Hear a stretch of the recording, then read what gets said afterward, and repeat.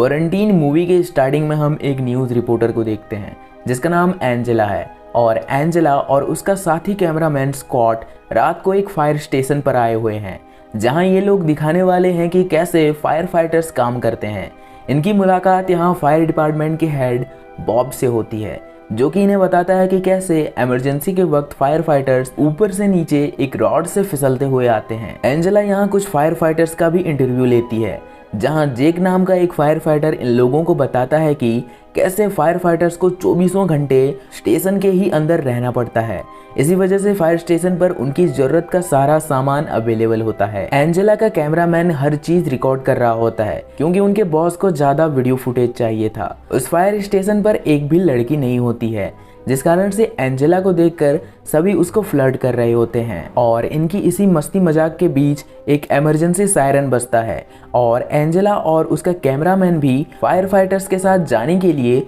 उनके ट्रक में बैठ जाते हैं। और लोकेशन वाली बिल्डिंग पर पहुंचने के बाद इन्हें पता चलता है कि उन्हें एक बूढ़े आदमी ने कॉल किया था क्योंकि बिल्डिंग के ऊपर वाले कमरे में से एक औरत के चीखने और चिल्लाने की आवाजें आ रही थी और वहां 2 पुलिस वाले भी पहले से पहुंच चुके थे। जिसके बाद ये सभी उस औरत के कमरे के बाहर खड़े होकर उसको आवाज देने लगते हैं क्योंकि दरवाजा अंदर से लॉक था और दरवाजे को तोड़ने के बाद ये सभी कमरे के अंदर जाने लगते हैं जहां पूरी तरह से अंधेरा होता है और वो औरत भी बौखलाई हुई खड़ी होती है। वो औरत अजीब दिख रही होती है जैसे कि वो किसी चीज से इन्फेक्टेड हो, पर पुलिस वाले उसे शांत रहने को बोलते हैं और तुरंत ही एम्बुलेंस को कॉल करते हैं। इसी बीच जैसे ही एक पुलिस वाला पीछे मुड़ता है तो वो औरत उस पर हमला कर देती है और उसके गले को बुरी तरह से काट लेती है। ये सब देख वहाँ हड़बड़ी मच जाती है और बाकी के सभी उस पुलिस वाले को उस औरत से छुड़ाकर जल्दी से नीचे ले आते हैं जहाँ नीचे उनके बीच एक डॉक्टर भी होता है जो कि घायल पुलिस वाले की जांच करने लगता है। यहाँ मौजूद सभी काफी परेशान हो चुके थे और डरने की बात ये थी कि उस बिल्डिंग को अब पुलिस वालों ने चारों तरफ से घेर कर सभी दरवाजों को बाहर से सील कर दिया था और अनाउंस भी किया जा रहा था कि जल्द से जल्द मदद भेजी जाएगी, पर आप लोगों को हर एक निर्देशों का पालन करना होगा। जिसके बाद ये सभी और भी परेशान होकर आपस में ही बहस करने लगते हैं कि आखिर ये सब चल क्या रहा है कि तभी एक फायर फाइटर बिल्डिंग के ऊपर से नीचे फ्लोर पर गिर जाता है और काफी बुरी तरह से घायल हो जाता है। फिर जब चेक करने फायर फाइटर और वो पुलिस वाला वापस उस औरत के कमरे में जाते हैं तो एंजेला और कैमरामैन स्कॉट भी उनके पीछे पीछे जाते हैं जहां वो देखते हैं कि उस कमरे में एक लड़की की लाश पड़ी होती है और वो औरत अब पूरी तरह से ज़ॉम्बी जैसी बन चुकी होती है और अचानक ही लोगों की तरफ हमला करने लगती है जिसे पुलिस वाला शूट करके मार देता है। ये सब अब काफी बुरी तरह से डर चुके थे और पुलिस वाला कैमरामैन स्कॉट पर चढ़ जाता है कि आखिर वो ये सब क्यों रिकॉर्ड कर रहा है। जिसके बाद ये लोग बिल्डिंग में मौजूद सारे लोगों को एक एक करके नीचे जाने को बोलते हैं। इसी दौरान उन्हें एक कमरे में एक लड़की दिखती है जिसकी हालात बहुत खराब होती है और उसके मुंह से झाग निकल रही होती है, पर ये लोग उसको भी नीचे ले जाते हैं। नीचे आकर फायर फाइटर और पुलिस वाले के बीच झगड़ा हो जाता है और फायर फाइटर पीछे के दरवाजे से बाहर निकलने की कोशिश करता है, पर पीछे के दरवाजों को भी पुलिस वालों ने लॉक कर दिया था। जिसके बाद वो बूढ़ा आदमी फायर फाइटर से बोलता है कि मुझे बाहर निकलने का एक और रास्ता मालूम है और ये चारों उस दरवाजे तक पहुंच जाते हैं। पर इनकी किस्मत इतनी खराब होती है कि अब उस बिल्डिंग के ऊपर हेलीकॉप्टर्स तक मंडरा रही होती हैं और पुलिस वाले उस दरवाजे को भी पूरी तरह से सील कर देते हैं। वहां वो पुलिस वाला भी आ जाता है और इन लोगों के बीच अब फिर से बहस हो जाती है क्योंकि इन सबको लगता है कि ये पुलिस वाला भी बाहर वालों के साथ मिला हुआ है और इसे पहले से पता था कि ये बिल्डिंग को सील किया जाने वाला है और गुस्से में आकर ये पुलिस वाला इन लोगों पर गन तान देता है। ये सब ये लोग डर के मारे कर रहे थे क्योंकि किसी को कुछ पता नहीं था कि यहाँ क्या चल रहा है, क्यों 2 लोगों की मौत हो चुकी है और इन्हें आखिर इस बिल्डिंग से बाहर क्यों नहीं जाने दे रहे हैं। इसके बाद ये लोग सभी घायल लोगों को एक कमरे में ले आते हैं जहां हम देखते हैं कि ऊपर से नीचे गिरे उस फायर फाइटर के पैर की हड्डी बुरी तरह से चकनाचूर हो गई है। लकीली उस डॉक्टर के पास अपने रूम में कुछ पेन किलर्स और दवाई रखी हुई होती है जिसे वो लेने चला जाता है और एंजेला वहां मौजूद लोगों के इंटरव्यू लेने लगती है क्योंकि अगर उन्हें कुछ यहाँ हो गया तो ये रिकॉर्डिंग इन लोगों का प्रूफ होगा। जहां हम देखते हैं कि एक छोटी बच्ची का इंटरव्यू लेते वक्त एंजेला नोटिस करती है कि वो बच्ची काफी बीमार है। तभी अचानक वो घायल फायर फाइटर वहां अपने टूटे पैर से चलते हुए आने लगता है, जिसे देख वहां सभी काफी डर जाते हैं क्योंकि वो भी अब अनकॉन्शियस हो चुका था,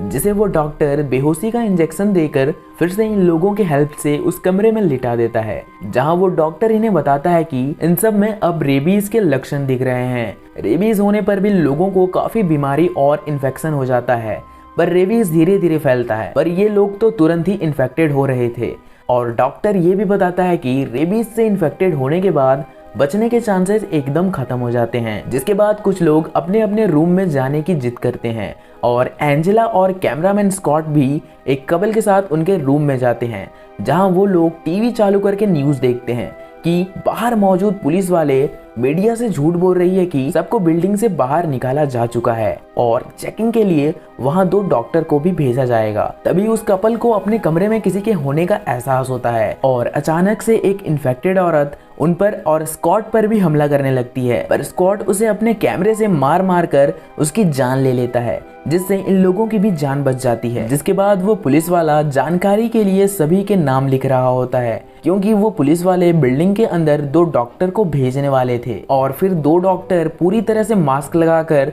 अंदर आते हैं और स्कॉट को कैमरा बंद करने को बोलते हैं और उन घायल लोगों के रूम की तरफ बढ़ने लगते हैं। पर एंजेला और स्कॉट एक कमरे की खिड़की से सब कुछ रिकॉर्ड कर रहे होते हैं, जहां हम देखते हैं कि वो डॉक्टर्स उस इन्फेक्टेड फायर फाइटर के सिर को ड्रिल करके उनका ब्रेन सैंपल ले रहे होते हैं। पर तभी उस फायर फाइटर के मुंह से झाग निकलने लगता है और वो बाहर से आए एक डॉक्टर पर हमला करके उसके गले को काट लेता है और बाकी सभी डर के मारे उस कमरे से बाहर निकल जाते हैं, बस उस बिल्डिंग वाले डॉक्टर को छोड़ के। अब इन लोगों के बीच काफी डर फैल गया था और ये सभी गुस्से में आकर उस बाहर से आए डॉक्टर को पूछने लगते हैं कि आखिर ये सब क्या हो रहा है। तो वो बता ही देता है कि एक दिन पहले उन्हें एक खबर मिली थी कि किसी जानवरों के डॉक्टर के पास जब एक बीमार डॉग को लाया गया था तो वो वहां बाकी के जानवरों को काटने लगा और उन्हें इन्फेक्टेड करने लगा और वो कुत्ता इसी बिल्डिंग में से किसी का है, जिस कारण से यहाँ भी वो इन्फेक्शन फैल गया है और इस पूरे बिल्डिंग को और आप सभी को भी क्वारंटीन में रखा गया है। तभी हमें पता चलता है कि वो कुत्ता उस छोटी बच्ची का था और इसी कारण से वो बच्ची इतनी बीमार है और किसी भी वक्त इन्फेक्टेड हो सकती है। सभी उस बच्ची को डर के मारे जांच करवाने को बोलते हैं, पर उसकी माँ उसे इन लोगों के हवाले करती ही नहीं है कि तभी वो बच्ची भी उसकी मॉम को काट लेती है और सीढ़ियों से ऊपर चली जाती है, जिसके बाद ये लोग भी काफी डर जाते हैं और उसकी मॉम को भी सीढ़ियों में एक हथकड़ी से बांध देते हैं। जिसके बाद ये लोग उस बच्ची को ढूंढने बिल्डिंग के ऊपर जाते हैं और देखते हैं कि वो इन्फेक्टेड बच्ची उसी बूढ़ी औरत के कमरे में होती है। ये लोग उसे शांत करके इंजेक्शन देने का ट्राई करते हैं, पर वो पुलिस वाले पर हमला कर देती है और उसे भी बुरी तरह से काट लेती है। जिसके बाद ये तीनों डर के मारे नीचे भागने लगते हैं, पर नीचे मौजूद सभी लोग ऊपर की तरफ भाग रहे होते हैं, क्योंकि नीचे भी इन्फेक्शन फैल चुका था और हर तरफ अब इन्फेक्टेड लोग इनको काटने इनके पीछे भागने लगते हैं। ये सभी लोग एक छोटे से कमरे में जाकर छिप जाते हैं, पर बिल्डिंग में अब ऐसी कोई भी जगह नहीं थी जहां वो इन्फेक्टेड लोग ना हों। धीरे धीरे सभी लोग बस जेक, एंजेला और कैमरामैन स्कॉट को छोड़कर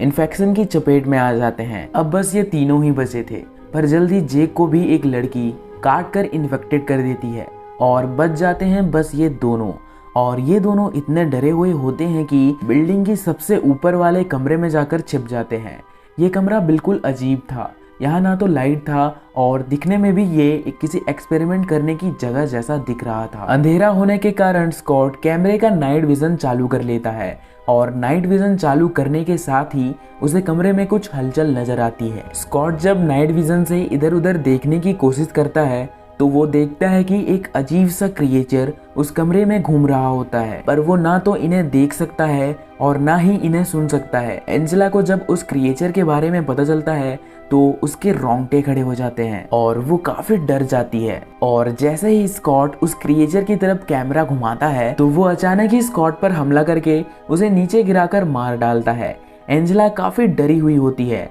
और उसके हमले से वो भी नीचे गिर जाती है और उसे उतने अंधेरे में कुछ दिखाई नहीं दे रहा होता। पर उसके हाथ में वो कैमरा आ जाता है और वो उस कैमरे के हेल्प से इधर उधर देखने लगती है और तब वो जो देखती है तो उसके होश उड़ जाते हैं। वो क्रिएचर स्कॉट की लाश को खा रहा होता है और फिर वो एंजेला पर भी हमला करके उसे भी घसीटते हुए अंदर खींच लेता है और बिल्डिंग में मौजूद लगभग सभी लोग मारे जाते हैं या फिर इन्फेक्टेड हो जाते हैं। इसी के साथ ये मूवी यानी क्वारंटीन मूवी एंड हो जाती है।